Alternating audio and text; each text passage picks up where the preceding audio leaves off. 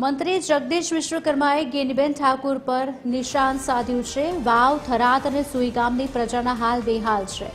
ગેનીબેન ઠાકોર અધિવેશન કરી રહ્યા છે। ગેનીબેન અસરગ્રસ્તોની વહારે આવવાના બદલે કયો પાઠ ભણાવી રહ્યા છે? ગેનીબેન ઠાકોરને મતદારોએ જીતાડ્યા છે। એ જ મતદારોને ગેનીબેન ઠાકોરે બેહાલ કરી મૂક્યા છે। છેલ્લા 6 દિવસથી સરકાર અને તંત્ર મદદ કરી રહ્યું છે। બનાસકાંઠાના સાંસદ હજુ પણ દેખાયા નથી। ખૂબ જ દુઃખની બાબત કહી શકાય। વિશ્વકર્માનું નિવેદન છે, બનાસકાંઠાની પ્રજા માટે ગેનીબેન અધિવેશનમાં વ્યસ્ત છે। ભાજપના કાર્યકરો સેવાનું કામ કરી રહ્યા છે। જગદીશ વિશ્વકર્માનું નિવેદન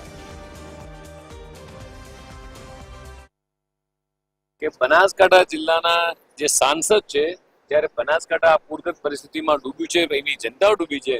ભારતીય જનતા પાર્ટીના તમામ કાર્યકર્તા, ધારાસભ્યો, પૂર્વ ધારાસભ્યો, બનાસ ડેરી પોતે અધ્યક્ષીઓ, માન્ય મુખ્યમંત્રી પોતે અહીંયા આવી રહ્યા છે, ત્યારે બનાસકાંઠાના સાંસદ ગેનીબેન ઠાકોરને અહીંયા ગુજરાતની પ્રજાને જોવા માટે ચિંતા નથી અને કોંગ્રેસના અધિવેશનમાં જવાનો સમય છે। આ ખૂબ જ દુઃખદ ઘટના છે। બનાસની જનતા આ ઘટનાને ક્યારેય નહીં ભૂલે કે જે ગેનીબેનને વોટોથી જીતાડ્યા છે, એ કોંગ્રેસના અધિવેશનમાં સોમનાથની અંદર એ અધિવેશન કરી રહી છે, કાર્યકર્તાને ભણેલી શું પાઠ ભણાવવાના છે? જ્યાં પ્રજા દુઃખી છે, પ્રજાને ખાવા નથી મળતું, પ્રજા જ્યાં ડૂબી રહી છે પાણીની અંદર, જ્યાં સરકાર પોતે તાત્કાલિક આ બધી રાહત સામગ્રી કામગીરી કરી રહી છે, ત્યારે ગેનીબેનને કોંગ્રેસના અધિવેશનમાં ભાષણ કરવાની પડી છે। દુઃખદ ઘટનાને એ ભારતીય જનતા પાર્ટી સખત પડે।